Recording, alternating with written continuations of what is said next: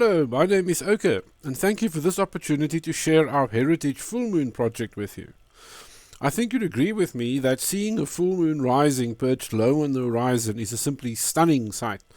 It's captivating to astronomers and non-astronomers alike, and it features regularly in public fora such as newspapers, radio, and of course social media channels.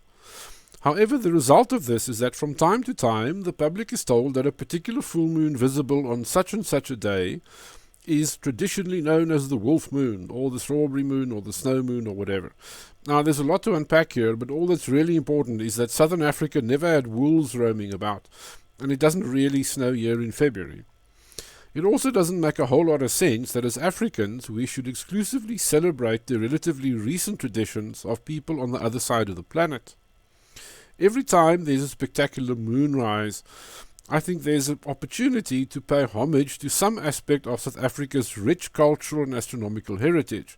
So instead of, say, alerting your friends on WhatsApp or Twitter about the strawberry moon that will be visible tonight, it makes more sense to tell them that tonight's full moon is, say, the mantis moon, or the dusty moon, or the peace moon, or whatever the case may be. To this end, the Centre for Astronomical Heritage established a working group led by Edward Foster to come up with a list of names for the full moons that are based on our nation's diverse yet inclusive heritage, our history shared under one sky, and to celebrate what is iconic of South Africa.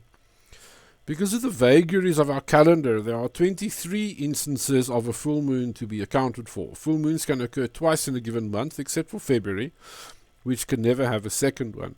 We thus need to come up with 23 authentic South African names. Now, one of the most important criteria that guided the selection was that of inclusivity. Of course, there were many others, but it was this test that was applied to the numerous iterations we came up with which determined the final choice. To implement this criterion, we asked, what does South Africa, in its most abstract form, encompass? You can think of this as conducting an informal principal components analysis. Of course, since we're dealing with a complex system, one needs to consider not only the components, but critically their interactions. So at the highest level, the first order factors, if you like, we broke it down to people and their environment. And then, of course, there's the interaction between people and that environment. The next step was to refine each of these three components by asking, what is it broadly speaking that characterizes them? This led to a list of second-order factors such as climate, culture, economics, knowledge, and so on. Examples of each of these facets were then chosen and assigned to specific months determined by local conditions such as the seasons, typical human activities at the time, the behavior of animals, and on. The resultant list of 23 full moon names are specifically and in some cases uniquely South African, creating the opportunity, we believe, to promote our nation's singular cultural heritage and our connection with the universe. With this final selection in hand, we commissioned an excellent illustrator, Jacques Lessier, to create friendly icons for each of the moon names. Now, for those involved in the public communication of science, these names might suggest a theme around which to build outreach activities.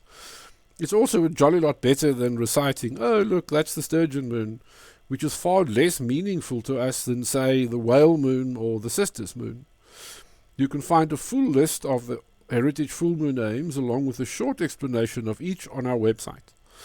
All that remains is for me to thank you for watching this video and to wish you happy moon gazing.